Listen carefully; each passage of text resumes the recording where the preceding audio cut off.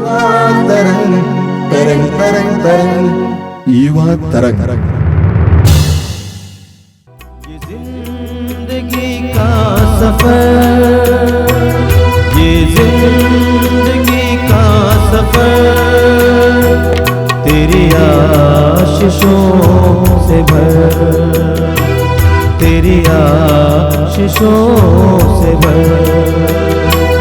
ये जिंदगी का सफर यीशु आशीषों से भर, यीशु आशीषों से भर। मेरे मन को तो खुशियाँ दे, मेरे जीवन में आनंद भर दे। मेरे मन में तो खुशियाँ दे, मेरे जीवन में आनंद भर दे। मेरे दिल में तू शांति दे, मेरे पापों को क्षमा तू कर दे, मेरे पापों को क्षमा तू कर दे। ये जिंदगी का सफर, ये जिंदगी का सफर तेरी आशीषों से भर, यीशु आशीषों से भर। तेरी करुणा सदा की है, तू सागर दया का है। तेरी करुणा सदा की है, तू सागर दया का है। आसमां से तू ऊंचा है, मेरी नजरों में तू ही है, मेरे नजरों में तू ही है। मेरे प्रिय युवा भाई और बहनों, आप सभी को जय यीशु। मैं फिर एक बार आप सभी को इस युवा तरंग कार्यक्रम में स्वागत करता हूं। आपसे अनुरोध भी करता हूं कि इस कार्यक्रम के बारे में और भी लोगों को बताएं, ताकि बहुत सारे युवक युवतियां इस कार्यक्रम से प्रेरित हों। हमारा जीवन बहुत नाजुक है, कठिन है, संघर्षपूर्ण है। ऐसे जीवन में हमें प्रभु का सहारा लेना आवश्यक है। हमारे जीवन में कभी कभी हम लोग टूट जाते हैं। विशेष करके मैंने देखा बहुत सारी युवक युवतियां टूट जाते हैं। वे सोचते हैं कि आगे कुछ नहीं है, वे निराश हो जाते हैं, उदास हो जाते हैं। ऐसी परिस्थिति में हमें प्रार्थना का सहारा लेने की आवश्यकता है, प्रभु के करीब जाने की आवश्यकता है। इस सत्य को मत भूलिए कि जीवन का स्रोत तो प्रभु है, और प्रभु के करीब जाएंगे तो आपको प्रेरणाएं मिलेंगी, शक्ति मिलेगी, ऊर्जा मिलेगी। हमें प्रभु यीशु से सीखना चाहिए। प्रभु यीशु स्वयं प्रार्थना में काफी समय बिताते थे, और पुराने विधान में इब्राहिम एक सुंदर उदाहरण है प्रार्थना के लिए। कैसे इब्राहिम ईश्वर के साथ जुड़ा जीवन जिए। जब इब्राहिम को पता चला कि सोदोम और गोमोरा का नष्ट होने वाला है, तो इब्राहिम ने कैसे ईश्वर से सोदोम और गोमोरा के लिए प्रार्थना की। वचन सुनिए, प्रार्थना करना सीखिए। कुरिन्थियों के पहले पत्र अध्याय 13 वचन संख्या 11 में संत पौलुस कहते हैं, मैं जब बच्चा था तो बच्चों की तरह बोलता था, बच्चों की तरह सोचता था और उन्हीं की तरह मैं समझता था, किंतु सयाना हो जाने पर मैंने बचपनी बातें छोड़ दी है। मेरे प्रिय युवा साथियों, आप सबों को जय यीशु।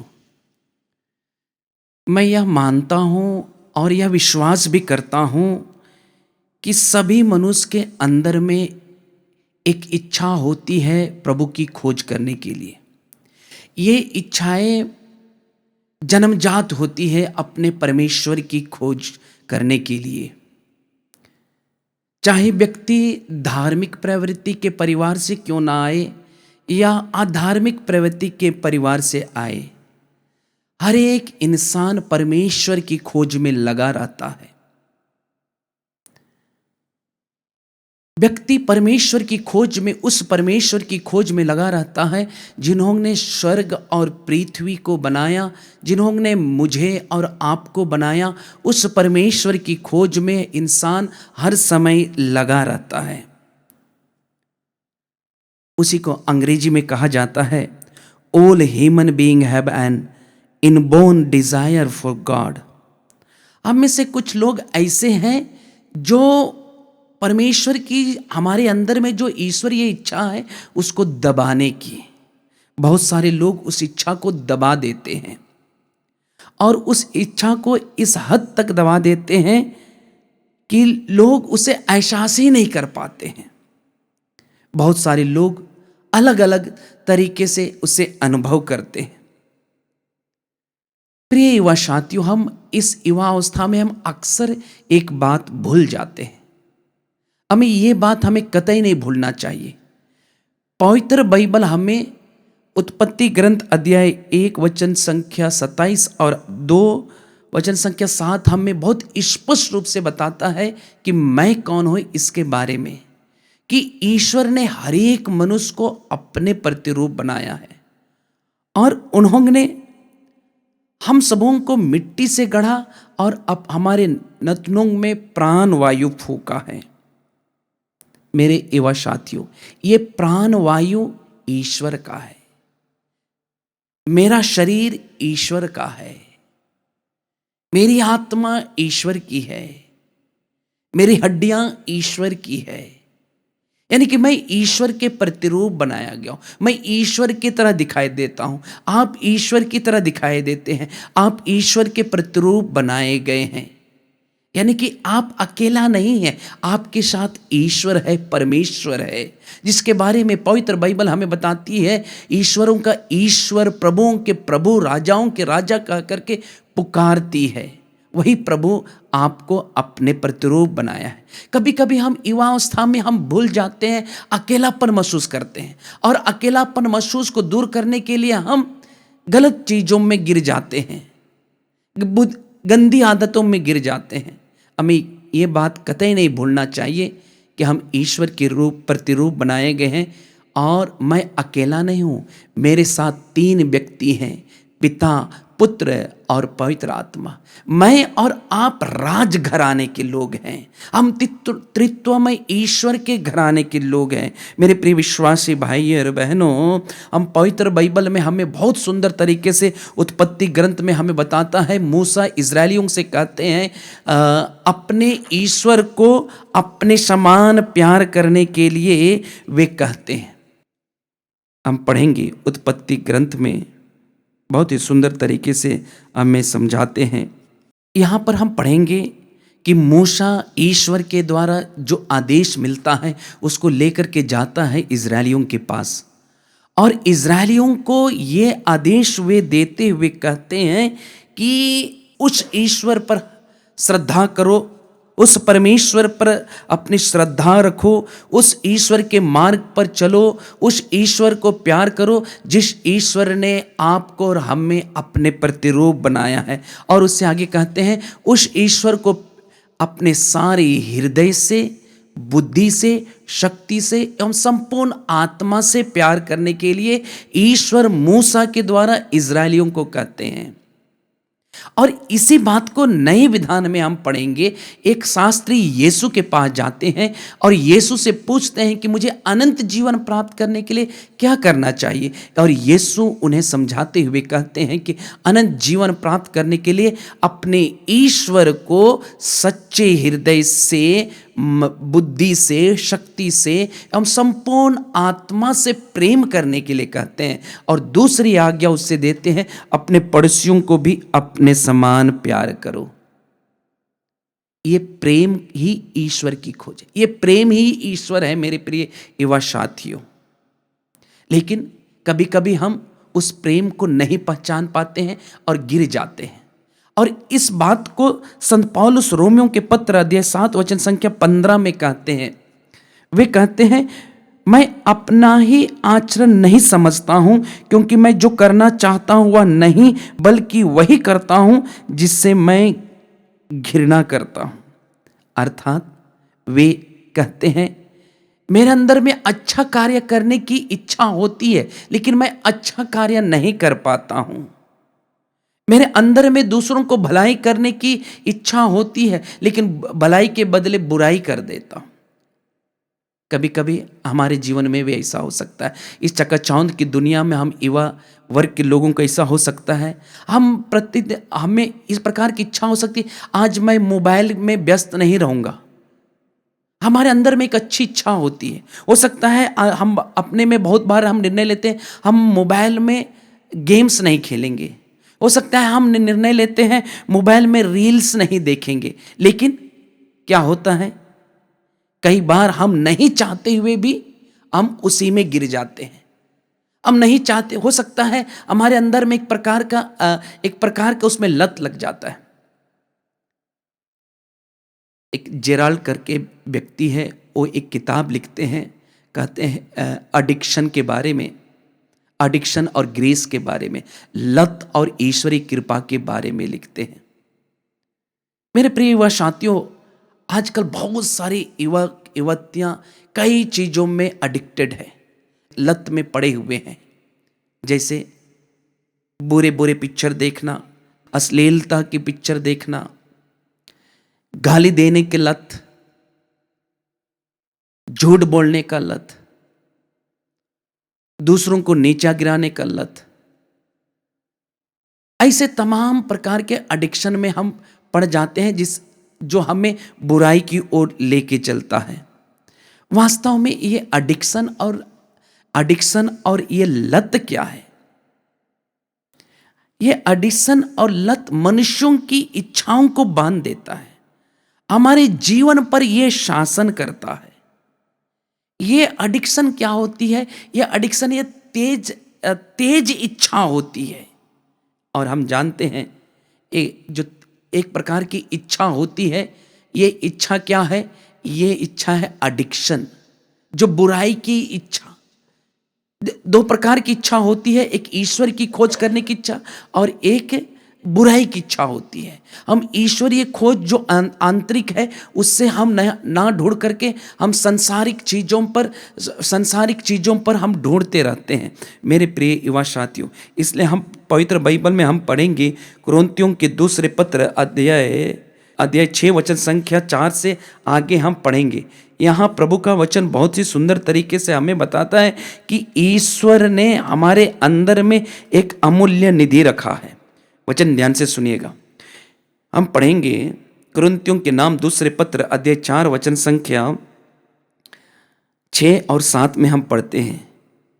यहाँ प्रभु का वचन कहता है, ईश्वर ने आदेश दिया था कि अंधकार में प्रकाश हो जाए। उसी ने हमारे हृदयों को अपनी ज्योति से आलोकित कर दिया, जिससे हम ईश्वर की वह महिमा जान जाए जो मसीह के मुखमंडल पर चमकती है। यह अमूल्य निधि हमें मिट्टी के पात्रों पर रखी रहती है, जिससे यह स्पष्ट हो जाए कि यह अलौकिक सामर्थ्य हमारा अपना नहीं बल्कि ईश्वर का है। मेरे प्रिय युवा साथियों, यह एक अलौकिक सामर्थ्य हमारे इस मिट्टी के शरीर पर रखा गया है, वह हमारा नहीं बल्कि ईश्वर का है। वह अलौकिक सामर्थ्य, वह ज्योति जो हर समय परमेश्वर को खोजती है, लेकिन ठीक उसके विपरीत में हम इस दुनियाई चीज़ों में फंस जाते हैं, चीज़ों के पीछे भागते हैं और उसमें हम एडिक्टेड हो जाते हैं। इससे बचने के लिए हमें क्या करना चाहिए? इससे बचने के लिए हमें प्रभु के वचन को सुनना है। इससे बचने के लिए हमें प्रभु की ओर आना पड़ेगा। एडिक्शन की विशेषता यह है, और चाहे हम कह सकते हैं हिंदी में लत की विशेषता। एडिक्शन या लत की यह विशेषता है एक प्रकार की तेज इच्छा उत्पन्न होना। दूसरा है रोकने के बावजूद भी नियंत्रण का अभाव। तिमिति के पत्र अध्याय 6 वचन संख्या 9 और 10 में जहाँ प्रभु का वचन हमसे कहता है, जो लोग धन बटोरना चाहते हैं वे प्रलोभन और फंदे में पड़ जाते हैं और ऐसी मूर्खतापूर्ण तथा हानिकारक वासनाओं के शिकार बनते हैं जो मनुष्यों को पतन और विनाश के गर्त में ढकेल देती है, क्योंकि धन का लालच सभी बुराइयों की जड़ है। इसी लालच में पड़कर कई लोग विश्वास के मार्ग से भटक गए। उन्होंने बहुत से यंत्रणाएं झेली है। जो धन की इच्छा, धन का लालच करना, जब हम धन की लालच करते हैं हम स्वयं को नष्ट करते हैं, ये पवित्र बाइबल हमें सिखाती है। और ये एडिक्शन, ये लत हमें नकारात्मक प्रभाव डालती है हमारे जीवन में। ये एडिक्शन क्या होता है? हम थोड़ी देर के लिए खुशी मनाते हैं लेकिन थोड़ी देर के बाद पछतावा करते हैं। एक उदाहरण लीजिए, एक उदाहरण मैं आपके सामने रखना चाहूँगा पवित्र बाइबल से। पवित्र बाइबल में हम कई बार उड़ाव पुत्र के बारे में सुने हैं। उड़ाव पुत्र अपने पापा से धन संपत्ति को लेकर दूर देश जाता है और वहाँ पर उस धन को अपनी भोग विलास के लिए, अपने मौज मस्ती के लिए, शारीरिक सुख के लिए, अपने दोस्त मित्रों को खुश करने के लिए सारी धन संपत्ति लुटा लेता है। उनके पास कुछ भी नहीं रहता है और वे, उनकी हालत ऐसे हो जाती है, उनकी हालत एकदम बेकार हो जाती है। लेकिन बाद में उससे होश आता है और अपने से कहता है कि मैं अपने पिता के पास जाऊंगा और अपने पिता को बोलूंगा कि पिताजी, मैंने आपके विरुद्ध और ईश्वर के विरुद्ध पाप किया है, मुझे अपने यहाँ नौकर की तरह रख लीजिए। मेरे युवा साथियों, उनके पास क्या चीज की कमी थी जो अपने पापा से अलग हो गया? कभी कभी हम भी ईश्वर को भूल करके हम भी दुनियाई चीजों में चले जाते हैं।